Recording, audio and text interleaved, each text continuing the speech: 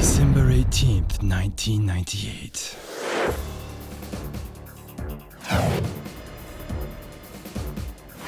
The year 2000.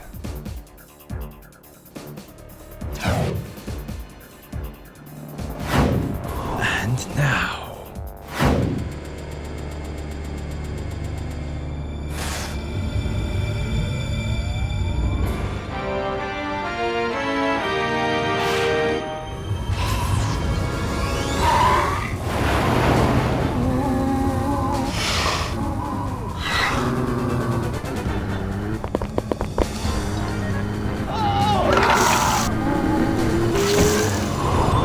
dangerous enemy mankind has ever encountered.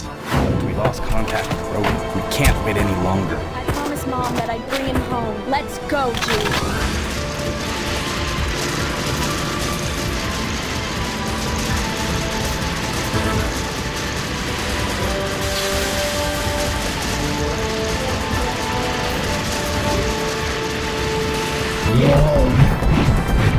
Lisa, keep running!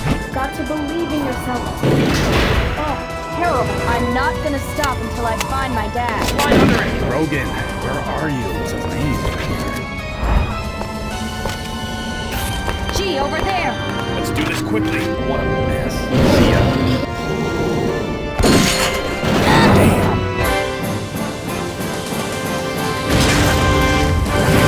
The House of the Dead 3.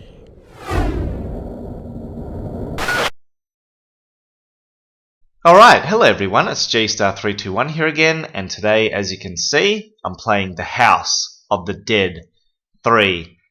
Excellent game. I love all the House of the Dead games. They're just a blast to play. And today I'm playing part 3 here. Now, this game came out back in 2002 in the arcades, and since then it has been ported to the Xbox, PC, Nintendo Wii, and PlayStation 3. I will be playing the PC version because, like I always say, I find the PC versions of the House of the Dead games to be far superior, simply because you can use the mouse to aim. That is unbeatable. You cannot match it, compared to playing with a control pad on console versions of the game. Using the mouse, you can just react almost instantaneously. You see an enemy on the screen, you move the mouse cursor over the enemy, left click to shoot, bang, they go down. Whereas if you're using a controller, then that's a whole other ball game, Because, for example, you'll see an enemy on the screen, then you'll move the D-pad to move the cursor over that enemy, and then you shoot. But I find by that time it's too late, the enemy's already attacked you, because moving the cursor with the D-pad on a controller is very slow. But look, in saying that, I have this for the PlayStation 3, and you can control the cursor movement speed, which is good, but I still much prefer using the mouse. So here we go, let's get it started. Chapter 0, Reminiscence. Now there are 6 chapters in this game, but it's funny because they're numbered from 0 through to 5. So we've got chapter 0, 1, 2, 3, 4, 5. I don't know why they didn't just make it start from 1. That's a bit strange. But I guess that's just because chapter 0 here serves more like a prologue, an introduction to the game, if you will. There are a lot of things to talk about with this game, so I'll just talk about them as I watch myself play through here. This isn't a live commentary. I find it much easier to play these House of the Dead games silent, record it, and then add commentary later. It's so much easier because a lot of focus is required for these types of games. There's so much happening all at once. It's very difficult to talk and play at the same time. Now, the first thing you'll notice there is that we're actually playing as Thomas Rogan. We just had a brief cutscene, and you saw Thomas Rogan speaking to his partner, Dan Taylor, the commando guy there. So we're playing as Thomas Rogan, but don't be fooled, he is not the main protagonist for this game. So I guess that will lead into me describing the story for this game. So, if you remember in the very first House of the Dead game, that took place in the year 1998.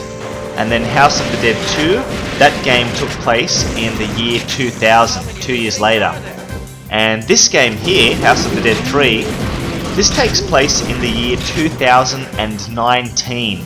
19 years after the House of the Dead 2. Now you're probably thinking, what's the deal? Why so long between the games? Well, it's simple. In the year 2003, AMS was disbanded.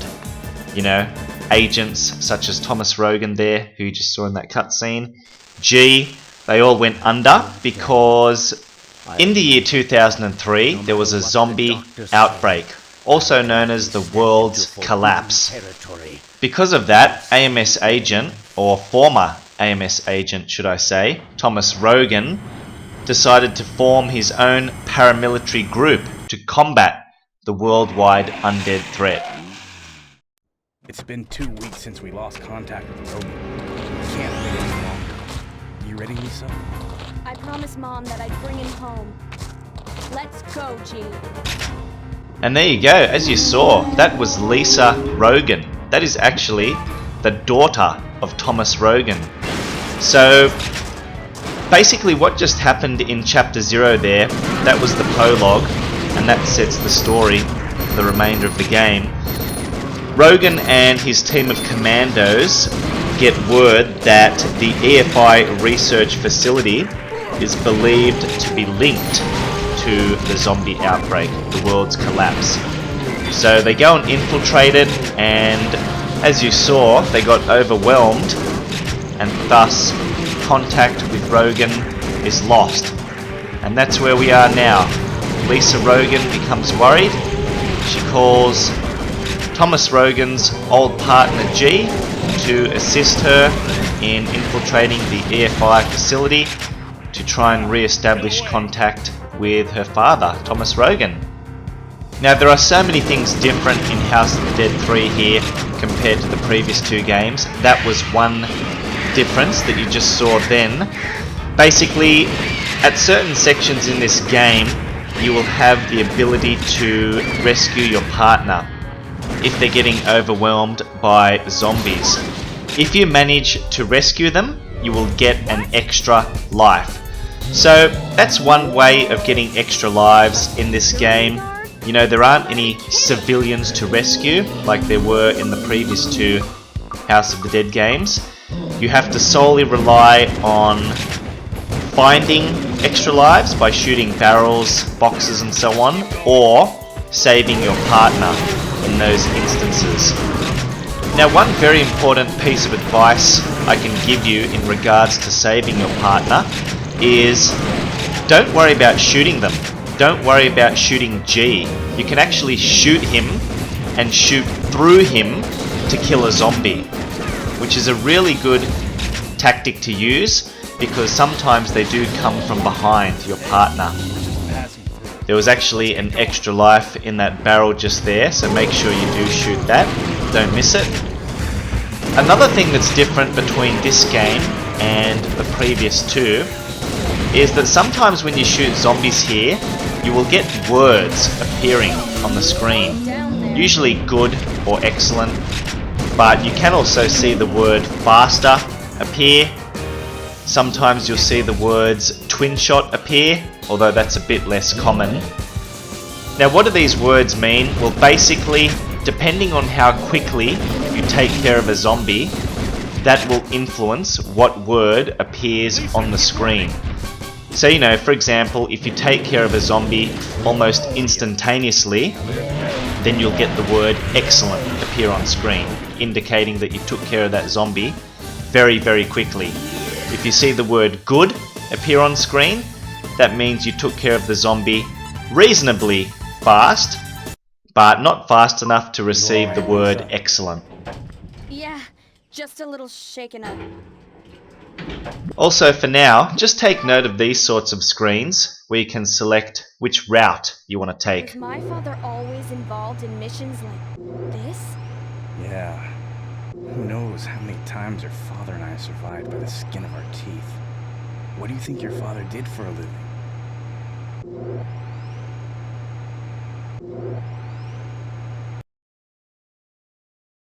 Look, Daniel. It's the key. This will remove the barrier between life and death. You don't need to fear anything anymore, Daniel. Not even death.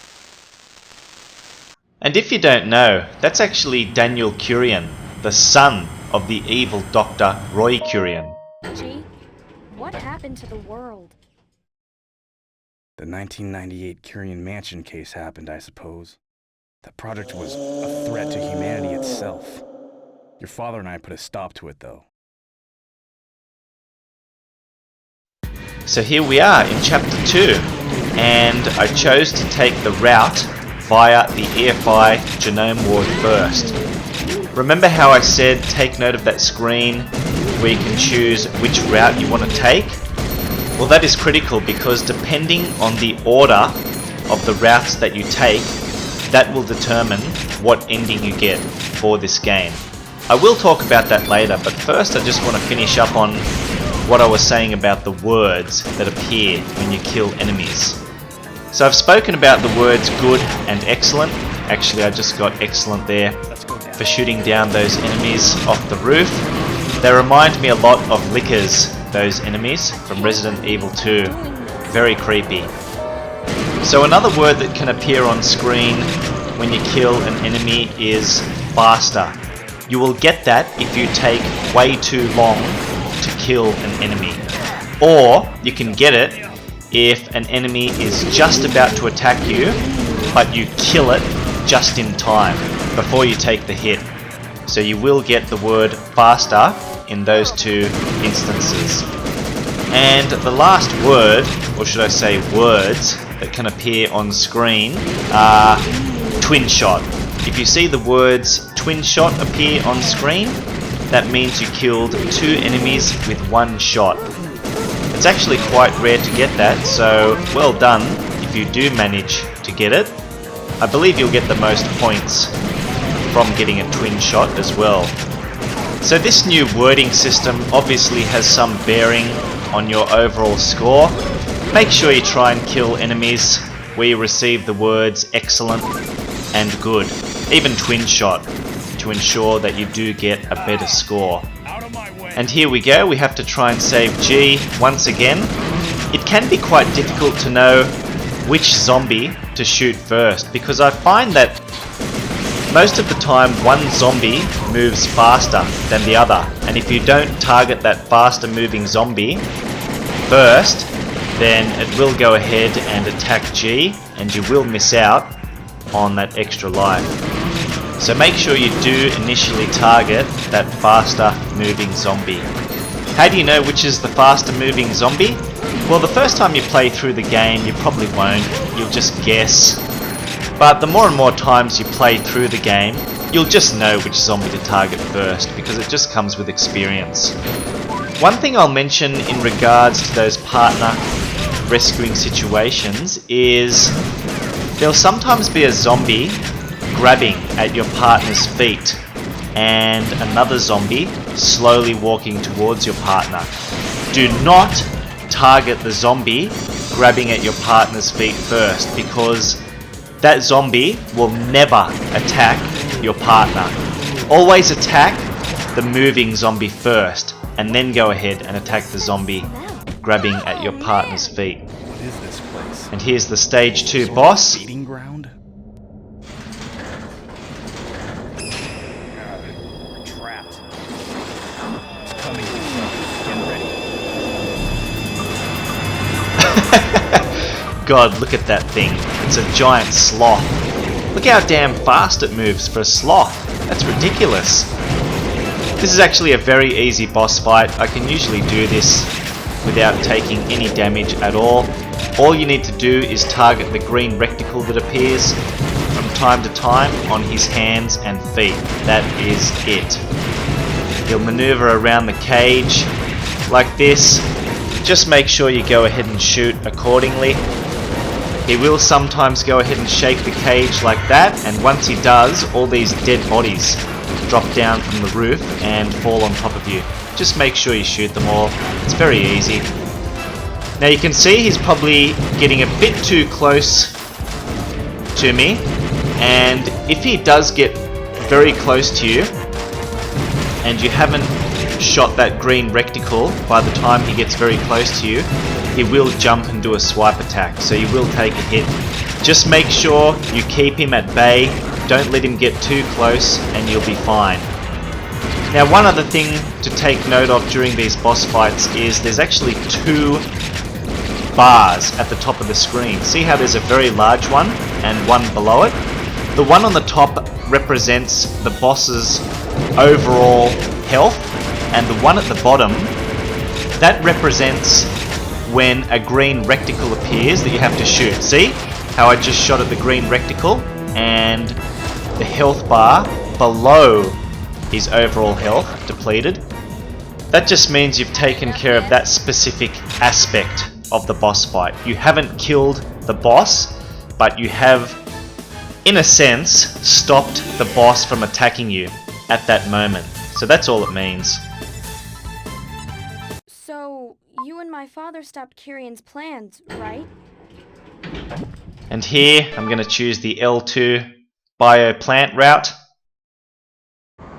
Maybe someone's trying to continue his legacy.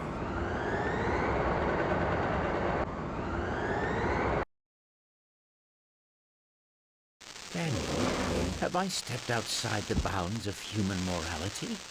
Most of my researchers have left me. Okay, so here we go. Chapter 3, Sensory Chaos. You getting along with Rogan? I don't know. My father always put work ahead of his family. I barely have any memories of him spending time with Mom and me. Ouch, that's pretty harsh. Well, what do you expect? He's always making us worry. I should slap him upside the head for Mom. Here we go. Now, I know I keep bringing... Ooh, I just got a twin shot there. Did you see that? I just saw it flash on the screen for a very brief second. Another one! Wow. I didn't even notice it during my playthrough. It only flashes on the screen for a brief second, if that.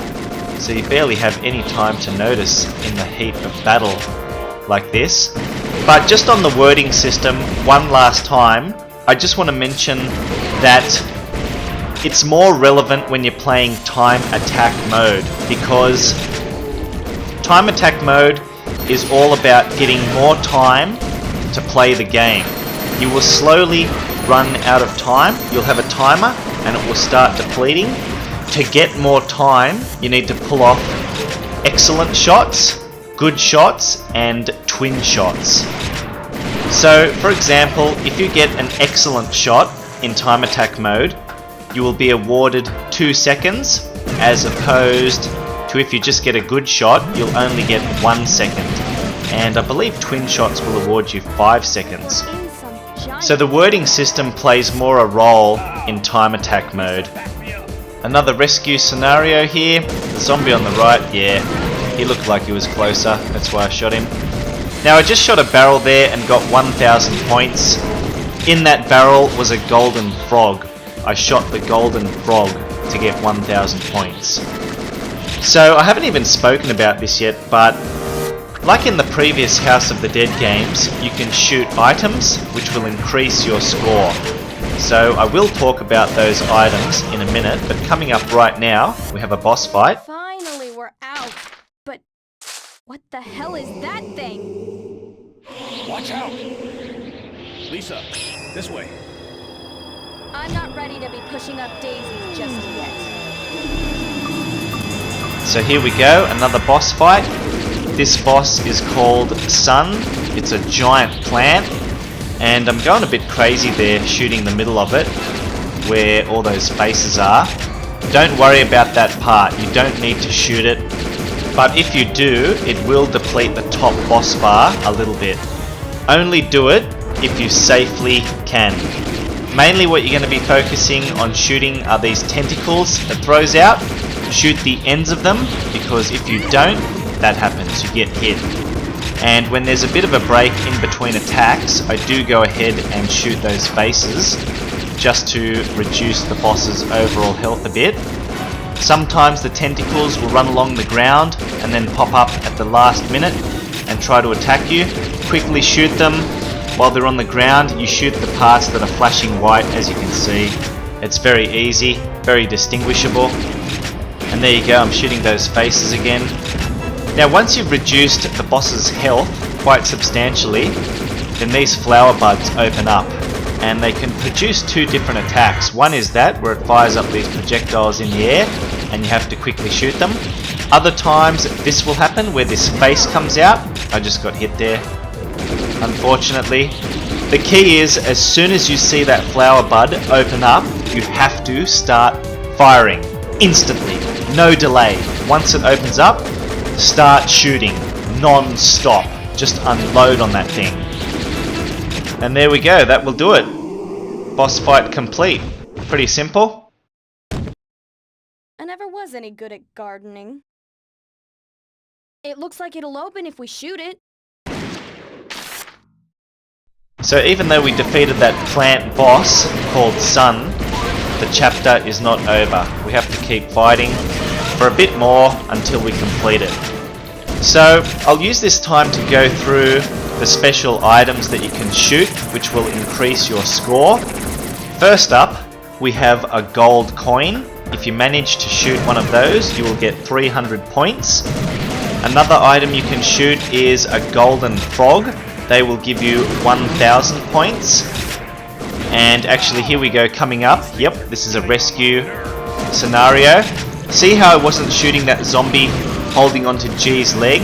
Remember, I said they will never attack your partner. Always go for the moving zombie. If they're grabbing your partner's leg, just ignore them and shoot them last. Trust me. So there you go, that is chapter 3 complete. Now you'll notice that at the end of each chapter, you get a rank and possibly 1 or 2 bonus lives. I'll talk about that a bit later. Information Systems Department, West Wing. I know just what Dad would say if he was here. You've got to believe in yourself, Lisa. He always says the same thing over and over. I'm sick of it. I found it, Daniel. These genes will change the future. The magician and the wheel of fate.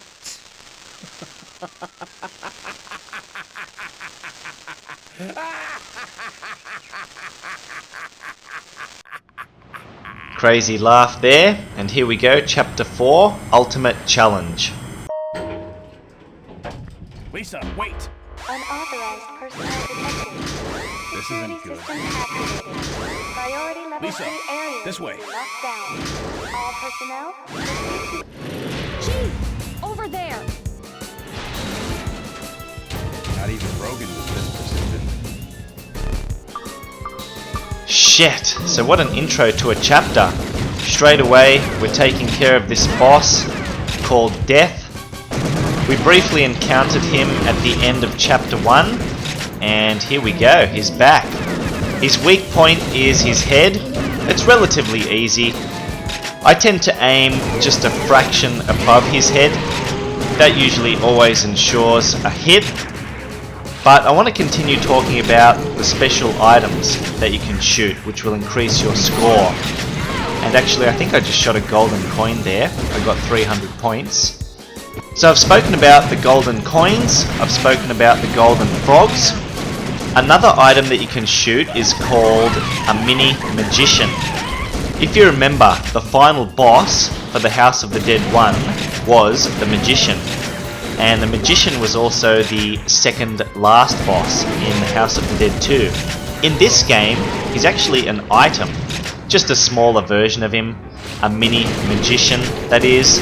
When you shoot a box or a barrel, sometimes he will pop out and he will fly about all around the place, making it quite difficult to actually hit him. But if you do manage to shoot him, you will get 2,000 points, so it is worth it. The next item that you can shoot is called a crystal coin. Got away. When you encounter one and shoot it, you will get 100 points. However, the coin will not disappear. You can shoot crystal coins a maximum of 15 times. Each time you shoot it, you will get 100 points. So that means you can obtain a maximum of 1500 points from the crystal coins. I have been encountering quite a lot of crystal coins throughout this playthrough. The only downside to them is that they do take a long time to shoot. That is, if you want to get the full 1500 points from them. That means, like I said, shooting them 15 times. So you need to shoot them 6 times with the shotgun, reload, shoot another 6 times, reload, shoot another 3 times. That all takes time, and because you're constantly moving to new areas, it makes it difficult. So the trick is to keep enemies on the screen. Try and keep slow enemies on the screen. By doing that, you will delay moving off to another area, and you can keep shooting at that coin.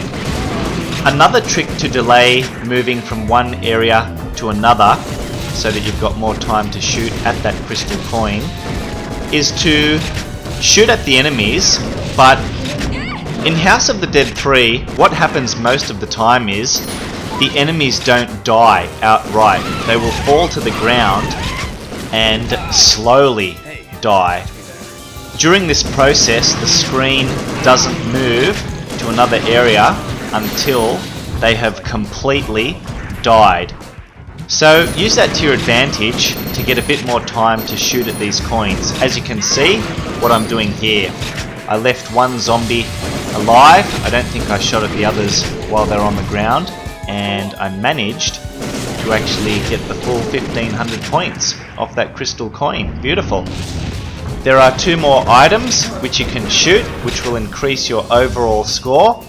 The first one is a twisted coin that will give you 200 points if you shoot it. Pretty much self-explanatory. It does look like a twisted coin, not hard to miss. And the last item which you can shoot is called a mecha zombie. These items are incredibly rare. I don't really see them on most of my playthroughs, but on this playthrough I get lucky, and you'll see one coming up very soon, just across this bridge here. They take an absolute beating to go down. The amount of shots you have to fire at these things is absolutely ridiculous. Watch. As you can see, there it is. It looks like a toy robot. How many shots was that? That was a lot. Even when it fell down on the ground, I still had to shoot it to actually get the points from it. But if you do manage to encounter one of those mecha zombies and destroy it, you will get 3000 points. So that is the most amount of points you can get from shooting an item. And that covers all of the items you can shoot in this game. Now, I want to move on to rankings. As you would have probably noticed by now, at the end of each chapter, you get a rank based on how well you performed in that chapter. The ranks that you can get range from rank S, which is the best, right through to rank E, which is the worst. So you can get a rank S, A, B, C, D or E. If you manage to get an S rank, you'll receive a 2 life bonus at the end of the chapter. If you manage to get an A rank, you'll receive a 1 life bonus at the end of the chapter. Any other rank from B right through to E, you'll get nothing, as you just saw there. I'm sorry. I should have reacted faster back there. You're being awfully honest, aren't you? Don't sweat it, kid. I know. How come I'm so stubborn in front of my dad? Yep, and this is the final chapter of the game, chapter 5. Things look a little different here. I'm not gonna stop until I find my dad. This chapter is full on and goes at such a fast pace that you can barely keep up with it half the time. Now, just touching on the rankings once more, how do you get a good rank at the end of a chapter, you ask? Well, basically you have to play extremely well. I believe there are three main factors involved that will determine what kind of a rank you get at the end of each chapter. Those three factors are: 1. Did you protect your partner when you got one of those rescue scenarios? If you did, good. That's going to increase your chances of getting a higher rank. Factor number 2. How much damage did you take during a chapter? Obviously, the less damage you take, the better, and that will increase your overall rank at the end of the chapter. The third factor is time. How long did it take you to complete a chapter? I believe time weighs heaviest in determining what kind of rank you'll receive. Figured G would bring you here.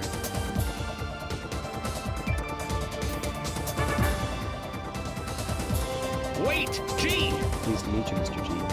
My name is Daniel Carrion. Dr. Carrion was my father. I believe you knew him well. It may be hard to believe, but he's the one who saved my life.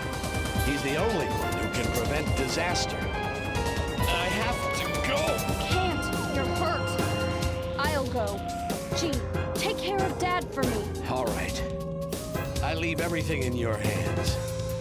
Remember, Lisa, believe in yourself, no matter what happens. Believe in yourself. Lisa, I finally understand what that really means now. The accursed wheel of fate. Just wait. Okay, so here we go. This is the home stretch now. This last part is intense. It goes so quick. And look at this. This is almost like a little sub-boss fight. Do you know who this guy is? This guy's name is Casey.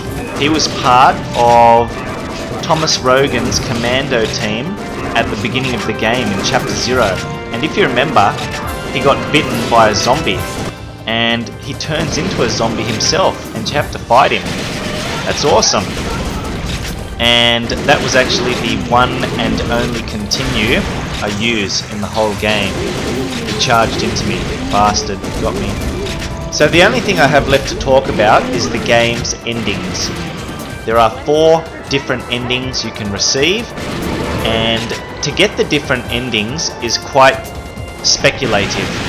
But from what I've read online, you'll get the game's standard ending, or ending 1, if you get an overall rank of B or lower. But to get one of the other 3 endings, one of 3 special endings, you need to get either an S or A rank, and it's also determined by which boss you killed last. In other words, which route you took. But here is the final boss. I managed to hack the program. That should give us the opening we need. I just wanted to ask, are you sure you want to fight your own father? The future belongs to the people who are alive here and now. I'm prepared to live the rest of my life bearing the burden of my father's crime. Okay, we just gotta believe in ourselves.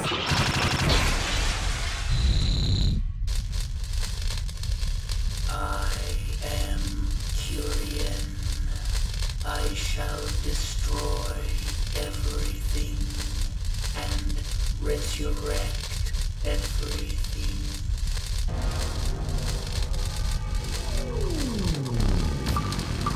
That's a strange thing to say. I shall destroy everything and resurrect everything.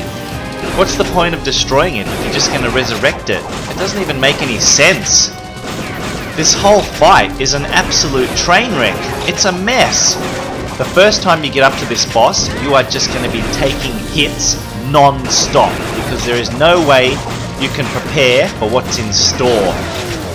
If I played this game in the arcades back in the day and managed to get up to this boss, I would be sickened to think of how many coins would be required to beat him. I don't even know where to begin in explaining how to take care of this boss. This boss's name is Wheel of Fate. He flies around all over the screen, and he's got this ring that constantly rotates around him.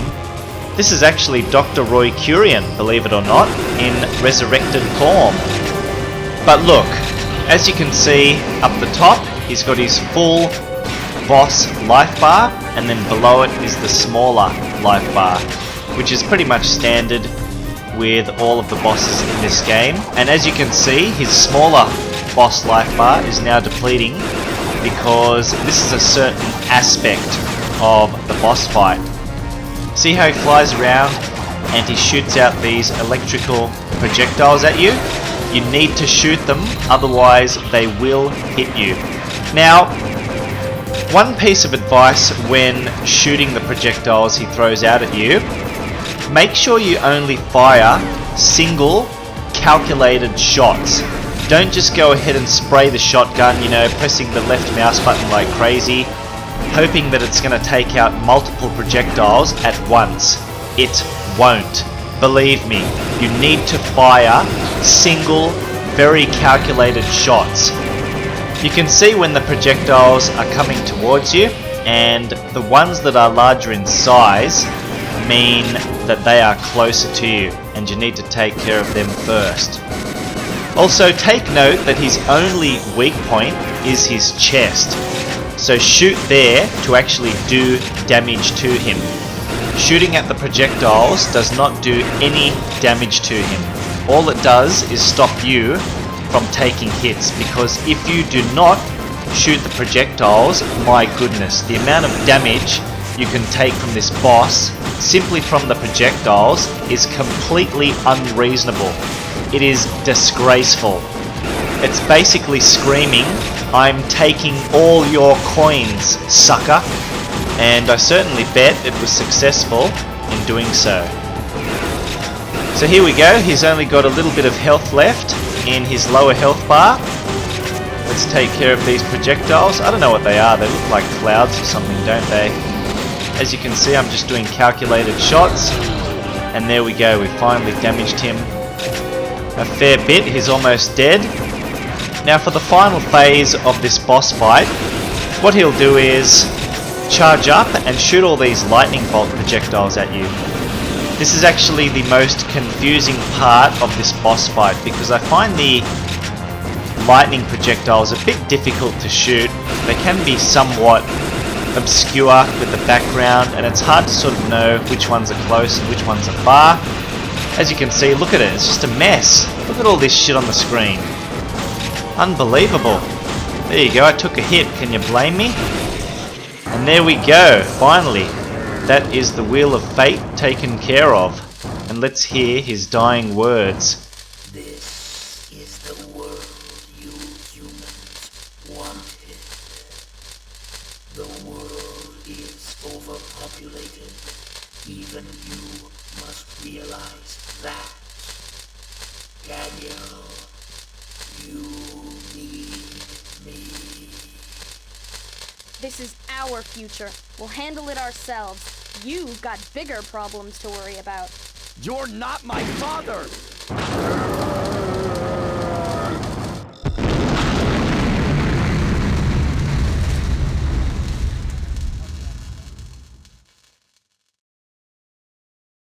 I'm no longer bound by the past. I begin walking toward the future. Hey, let's go! They're waiting for us.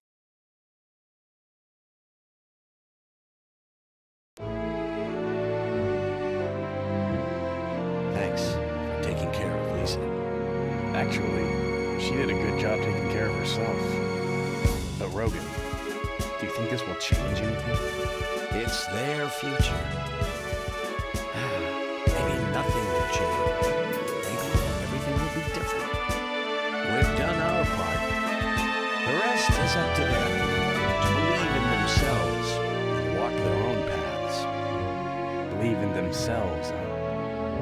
Lisa's starting to sound a lot like you. Oh, wait a minute.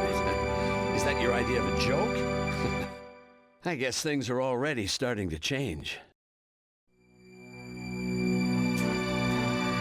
What's wrong? I've done what I had to do. Tell me, how am I supposed to live the rest of my life? What are you talking about? You've got your whole life ahead of you. What life do I choose?